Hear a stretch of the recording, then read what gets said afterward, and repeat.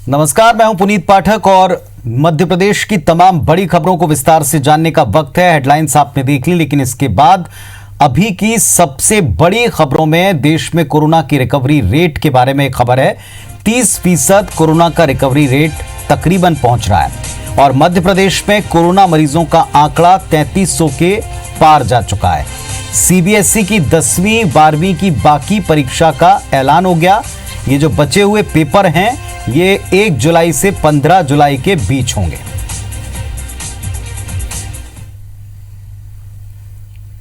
और इस वक्त आपको सीधे भोपाल लिए चलेंगे। मंत्री नरोत्तम मिश्रा एक प्रेस कॉन्फ्रेंस कर रहे हैं। इंफ्रास्ट्रक्चर की है, हमारे पास आईसीयू हो, आइसोलेटेड वार्ड हो, हमारे पास में बाकी के संसाधन पूरे के पूरे हो, ऑक्सीजन हमारे पास में पर्याप्त मात्रा में हो, जो ऑक्सीजन थेरेपी चल रही है ये सब हमारे पास में पर्याप्त मात्रा में हो और डेथ कम से कम हो।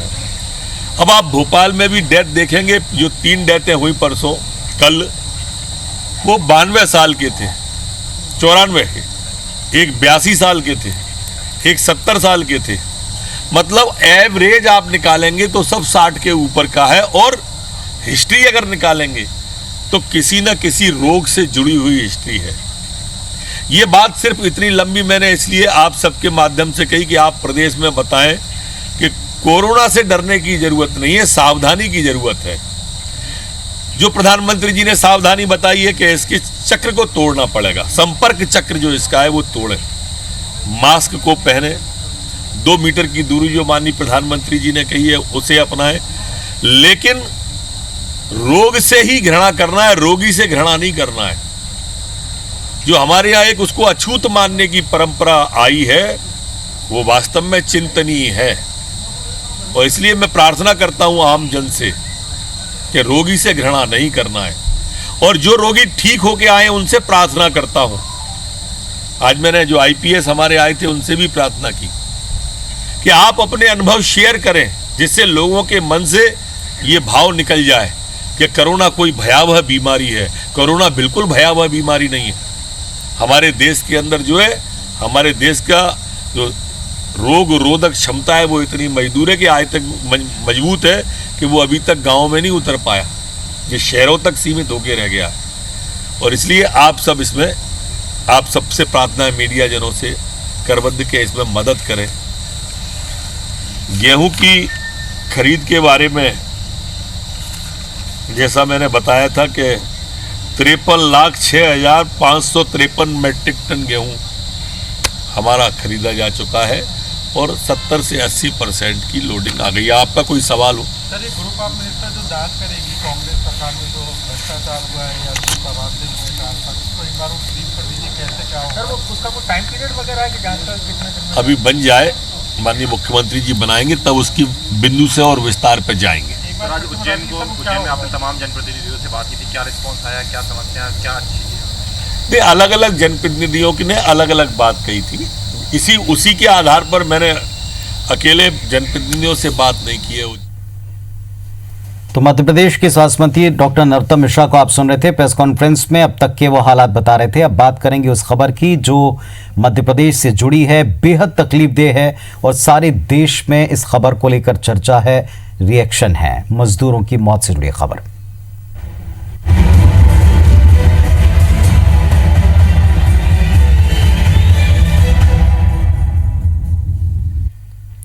महाराष्ट्र के औरंगाबाद जिले में सुबह एक बड़ा दर्दनाक हादसा हुआ। रेल ट्रैक पर 16 मजदूरों की मालगाड़ी से कुचलकर मौत हो गई। ये मजदूर मध्य प्रदेश के शहडोल और उमरिया के रहने वाले थे। हादसे पर प्रधानमंत्री नरेंद्र मोदी, मुख्यमंत्री शिवराज सिंह चौहान समेत कई नेताओं ने दुख जताया। मध्य प्रदेश और महाराष्ट्र की सरकारों ने अलग अलग 5-5 लाख रुपए मजदूरों के लिए मुआवजे का ऐलान भी किया। मध्य प्रदेश सरकार ने एक विशेष विमान और एक टीम को औरंगाबाद भेजा है जो घायल मजदूर के इलाज के साथ साथ मृतक मजदूरों के शव को लाने के संबंध में इंतजाम करेगी।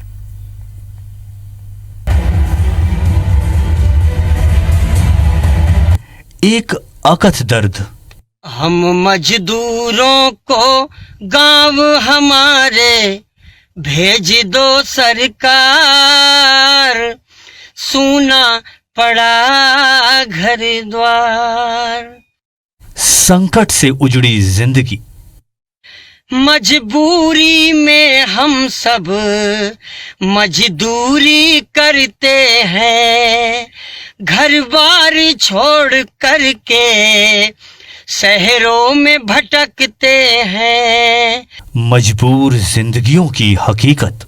जो लेकर हमको आए वो ही छोड़ गए मझधार, कुछ तो करो सरकार। हकीकत की कितनी ही दास्तान। हम तो बस पापी पेट के कारण झेल रहे हैं मार, कुछ तो करो सरकार। हो सूना पड़ा घर द्वार। समय सुबह 5:22। 139/7 जिंदगी का आखिरी पड़ाव।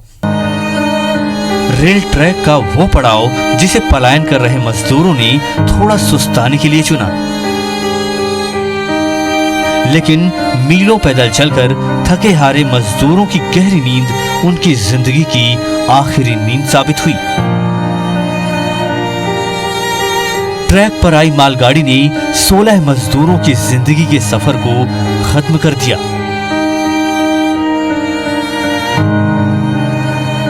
अपने घर जाने की उम्मीद लिए मध्य प्रदेश के उमरिया और शहडोल जिले के ये मजदूर महाराष्ट्र के जालना से निकले थे और भुसावल के रास्ते मध्य प्रदेश अपने घर जाना चाहते थे, लेकिन काल को ये मंजूर न था और 16 मजदूर नांदेड़ डिवीजन के बदनापुर और करमाड रेलवे स्टेशन के बीच रेल ट्रैक पर दर्दनाक हादसे का शिकार हो गए। एक मजदूर जख्मी है और 3 मजदूर जो ट्रैक से थोड़ी दूर पर थे वो सलामत तो हैं लेकिन गहरे सदमे में हैं। ये सभी मजदूर जालना के एसआरजी कंपनी में काम करते थे और लॉकडाउन के दौरान पैदल अपने घर लौट रहे थे, लेकिन होनी को कुछ और ही मंजूर था। तकरीबन सुबह 5:15 बजे बहुत ही अनफॉर्चुनेट तरीके से 16 मजदूरों की डेथ हो गई है। हाँ, ये पैदल जा रहे थे और रेलवे पटरी पे वो थोड़ा रेस्ट करने के लिए लेटे थे, उनको नींद लग गई और ये हादसा हुआ। इस हादसे पर प्रधानमंत्री नरेंद्र मोदी, रेल मंत्री पीयूष गोयल, मुख्यमंत्री शिवराज सिंह चौहान और छत्तीसगढ़ के मुख्यमंत्री भूपेश बघेल समेत कई नेताओं ने दुख जताया है। रेल मंत्री पीयूष गोयल ने हादसे की जांच के आदेश दे दिए हैं। सीएम शिवराज सिंह चौहान ने मृतकों के परिवार को 5-5 लाख रुपए की मदद देने का ऐलान किया है। वहीं उद्धव सरकार भी मृतकों के परिजनों को 5-5 लाख रुपए की आर्थिक सहायता देगी। सीएम शिवराज सिंह ने महाराष्ट्र के मुख्यमंत्री उद्धव ठाकरे और रेल मंत्री पीयूष गोयल से भी बात की है। उन्होंने घायल के इलाज और मृतकों के परिजनों को हर संभव मदद के लिए चर्चा की। 5 लाख रुपया प्रत्येक मृतक को और घायलों का संपूर्ण इलाज सरकार करेगी, सरकार वहन करेगी। प्राथमिकता हमारी जो घायल हैं उनको स्वस्थ करने की है। रेल ट्रैक पर हुए दर्दनाक हादसे के बाद मजदूरों के परिजन सदमे में हैं। गांव में मातम का माहौल है। ये दर्द उन्हें सालता रहेगा। दरअसल ये लॉकडाउन मजदूरों के लिए ऐसी व्यथा लेकर आया है जो रोज त्रासदी की एक नई कहानी लिख रही है। इस पीड़ा को सुनिए एक मजदूर की जुबानी।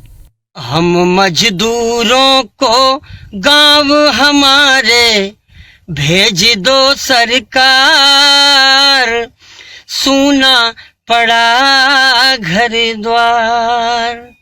मजबूरी में हम सब मजदूरी करते हैं, घर बार छोड़ करके शहरों में भटकते हैं। हो मजबूरी में हम सब मजदूरी करते हैं, घर बार छोड़ करके शहरों में भटकते हैं। जो लेकर हमको आए वो ही छोड़ गए मझधार, कुछ तो करो सरकार। Bureau report IBC 24। तो दिल और दिमाग को शून्य कर देने वाली ये गुहार है मजदूरों की कि उनको सरकार अब केवल उनके घरों तक पहुंचा दे, क्योंकि मजबूरी में निकल तो गए लेकिन अब वापसी के लिए हर तरफ से रास्ता बड़ा कठिन दिखता है। दावे बहुत से हैं लेकिन हकीकत हम लगातार आपको दिखा ही रहे हैं। मध्य प्रदेश के मुख्यमंत्री शिवराज सिंह चौहान ने महाराष्ट्र के औरंगाबाद ट्रेन हादसे में जान गंवाने वाले मजदूरों को श्रद्धांजलि दी। प्रदेश सरकार में मंत्री नरोत्तम मिश्रा, कमल पटेल, तुलसी सिलावट, गोविंद सिंह राजपूत इस मौके पर मौजूद रहे। सीएम शिवराज सिंह चौहान ने औरंगाबाद घटना पर दुख जताया, कहा कि एक टीम को औरंगाबाद भेजा है, घायलों के इलाज और मृतक मजदूरों के शव लाने की व्यवस्था की है। सीएम ने बताया कि पीड़ित परिवार को 5-5 लाख रुपए की मदद प्रदेश सरकार की तरफ से दी जा रही है। रेल मंत्री से बात करके हादसे की जांच के आदेश दे दिए गए। अधिकारियों की टीम औरंगाबाद भेजी है, घायलों के उचित उपचार की व्यवस्था और जो भाई हमारे बीच नहीं रहे उनके पार्थिव शरीर को लाने की व्यवस्थाएं की जा रही हैं। पीड़ित परिवारों को तत्काल 5-5 लाख रुपए की राशि दी जा रही है। रेल मंत्री से मैंने आग्रह किया तो घटना की जांच के निर्देश दे दिए।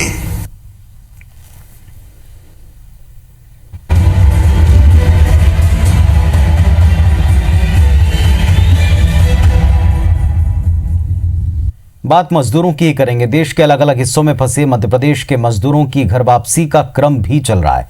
सरकारी आंकड़ों के मुताबिक अब तक 1,05,000 मजदूर अपने प्रदेश में वापस आ चुके हैं। मजदूरों को लाने के लिए सरकार बस की बजाय रेल सुविधा का ज्यादा इस्तेमाल कर रही है। अगले सप्ताह तक करीब 50 ट्रेनें मजदूरों को लेकर मध्य प्रदेश लौटेंगी। इधर ग्वालियर, चंबल और बुंदेलखंड के मजदूरों को लेकर लुधियाना से चली एक श्रमिक स्पेशल ट्रेन आज ग्वालियर पहुंची। इस ट्रेन के जरिए 1200 मजदूर पहुंचे। स्क्रीनिंग के बाद सभी को उनके घरों के लिए रवाना किया गया। सभी मजदूरों को 14 दिन तक होम क्वारंटाइन में रहना होगा। करीब 1250 मजदूरों को लेकर एक ट्रेन केरल के कोझिकोड से विदिशा पहुंची। इन्हें स्क्रीनिंग के बाद अलग अलग जिलों में उनके घरों के लिए रवाना किया गया। इधर दतिया में मजदूरों का विरोध भी देखने को मिला। दिल्ली, हरियाणा से पैदल अपने घरों की तरफ लौट रहे 600 से ज़्यादा मजदूरों ने अपनी नाराजगी दिखाई। जिले की सीमाएं सील हैं, किसी भी व्यक्ति को बिना परमिशन और जांच के आने जाने नहीं दिया जा रहा। और ऐसे में जब इन मजदूरों को रोका गया तो उन्होंने ग्वालियर दतिया जिले की सीमा पर नेशनल हाईवे 75 पर जाम लगा दिया। बाद में प्रशासन ने इन सभी को एक स्कूल में रुकवाया और खाने पीने और जांच की व्यवस्था की। सीएम शिवराज सिंह चौहान ने अपील की कि सभी मजदूरों के घर वापसी की व्यवस्था हो रही है, कोई पैदल चल कर ना आए, जहां है वहीं पर रहें, सभी को ट्रेन के जरिए वापस लाया जाएगा। अपने मन से पैदल मध्य प्रदेश के लिए ना निकलें। मध्य प्रदेश की सरकार हम हर संभव व्यवस्था कर रहे हैं अपने मजदूर भाई बहनों को अलग अलग राज्यों से लाने की। अब तक बसों से और ट्रेनों से 1.25 लाख मजदूर भाई बहनों को हम मध्य प्रदेश ला चुके हैं। ट्रेनें लगातार आ रही है। अभी तक 11 ट्रेनें आ चुकी है, 10 कल आने वाली है, 40 ट्रेनें और तैयार हैं और जितनी ट्रेनों की जरूरत पड़ेगी हम व्यवस्था करेंगे। दूसरे प्रदेश में फंसे मध्य प्रदेश के मजदूरों की घर वापसी को लेकर सरकार ने आंकड़ा जारी किया। सरकार के मुताबिक अब तक 1,05,000 मजदूर मध्य प्रदेश में वापस आ गए। शेष मजदूरों को लाने का क्रम जारी है। लाने के लिए सरकार अब तक बस की बजाय रेल का ज्यादा इस्तेमाल कर रही है। अगले सप्ताह तक 50 ट्रेनें मजदूरों को लेकर मध्य प्रदेश आएंगी।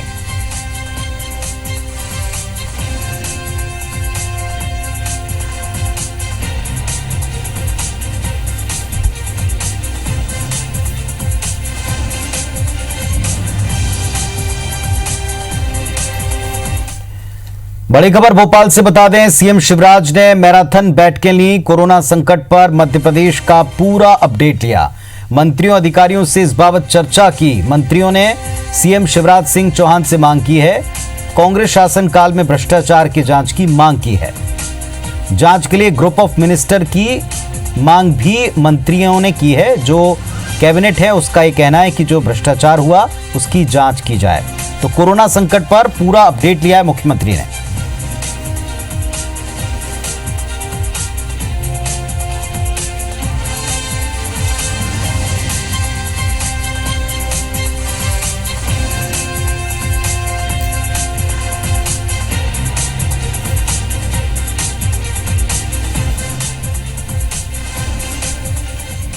हमारे सहयोगी सुधीर दंडोतिया हमारे साथ में जुड़ रहे हैं। सुधीर, लगातार अपडेट ले रहे हैं मुख्यमंत्री, मीटिंग ले रहे हैं और साथ में अब जांच की मांग और ग्रुप ऑफ मिनिस्टर की मांग उठी है, पूरी खबर बताएं।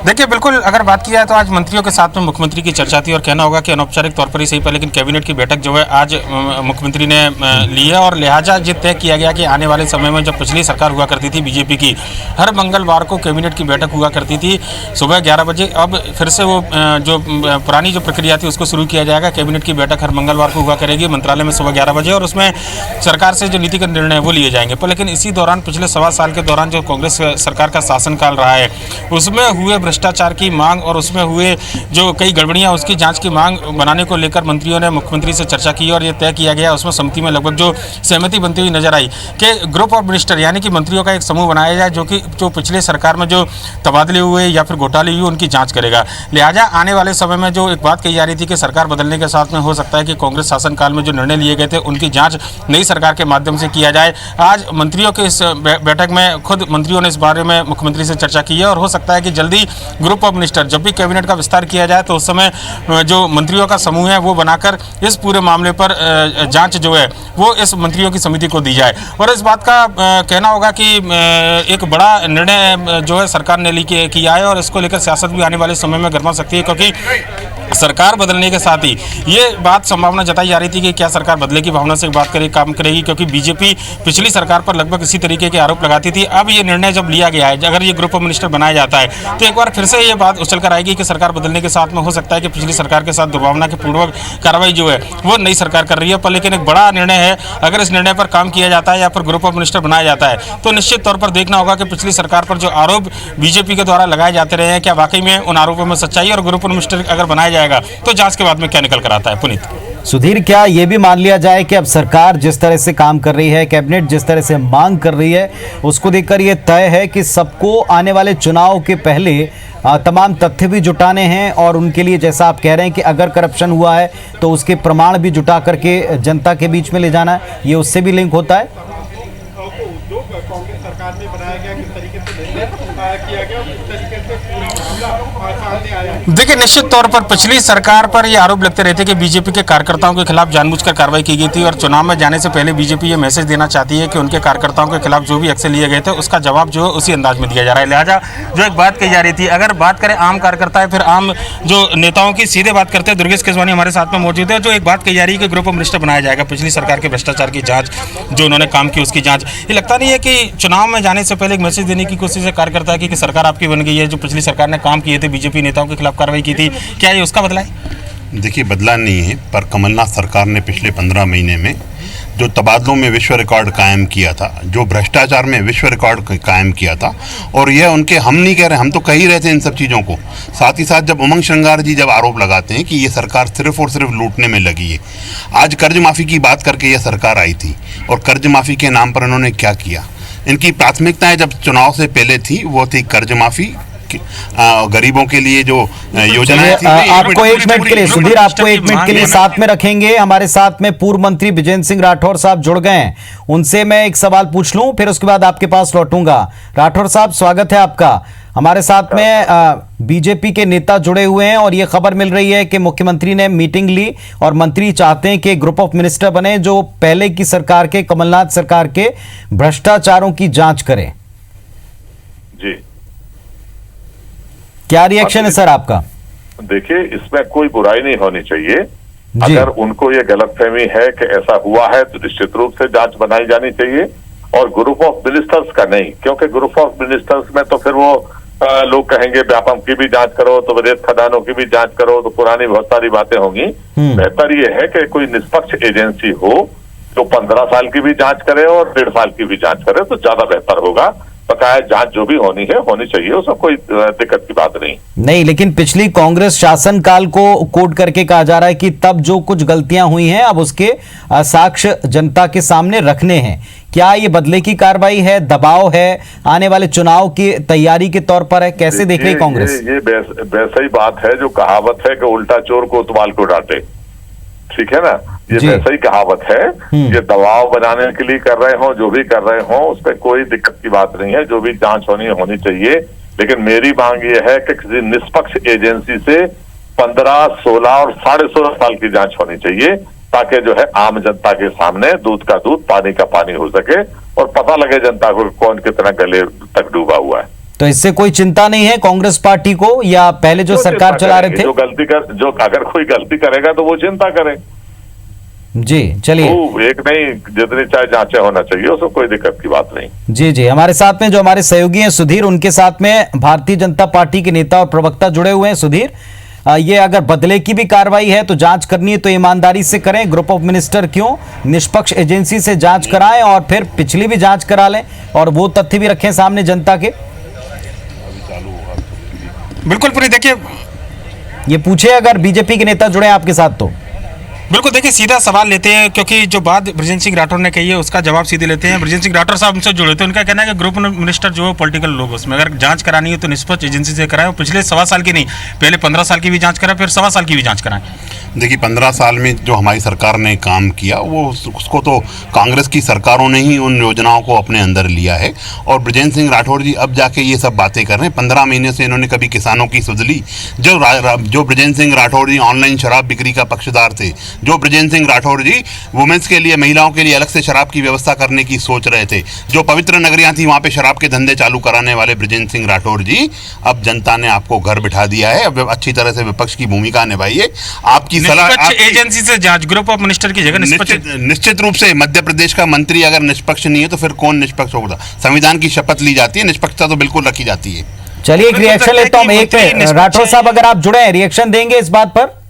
बिल्कुल जवाब दे दूंगा इस बात का जी। नंबर 1, इन्होंने कहा कि महिलाओं के लिए अलग से दुकान खोलने की बात मेरे समय में हुई, ये बिल्कुल झूठ बात है। ऑनलाइन शराब बेचने देने की बात हुई, ये बिल्कुल झूठ बात है। जो भी इन्होंने बातें कही हैं ये असत्य हैं और रिकॉर्ड के ऊपर हैं। इन्होंने भ्रामक प्रचार करने की बहुत कोशिश की थी, लेकिन उस वक्त भी मैंने खंडन किया था और आज भी मैंने खंडन किया है। जो भी दुकानें थी, कोई पवित्र नगर पे हमने कोई दुकान नहीं खोली। जो भारतीय जनता पार्टी में शिवराज सिंह जी की सरकार में जो दुकानें थी, वही की वही दुकानें हमारे कार्यकाल में भी संचालित रही। किसी भी पवित्र नगर में कोई नई दुकान खोलने का हमने आदेश नहीं किया।